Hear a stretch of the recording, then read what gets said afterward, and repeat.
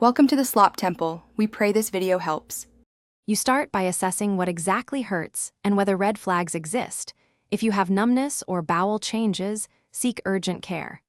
Once you confirm it's mechanical lumbago, reduce load immediately. Stop heavy lifting and uncontrolled bending. Make short, frequent walks of 10 to 15 minutes to keep circulation. Alternate heat for tight muscles and ice for sharp pain. Make sure to note pain level on a 0-10 scale and keep movement gentle so inflammation calms. You now move into active rehabilitation. Start with core activation like pelvic tilts for 10 reps and 2 to 3 sets.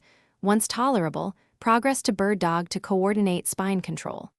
Make sure to correct posture. Sit with a neutral spine, use a lumbar roll, and set chair height so hips are slightly higher than knees.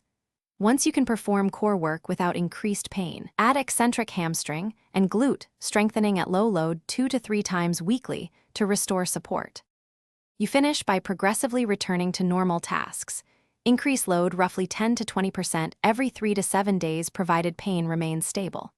Practice a hip hinge and brace your core while keeping loads close to your body. This reduces shear forces on the lumbar spine.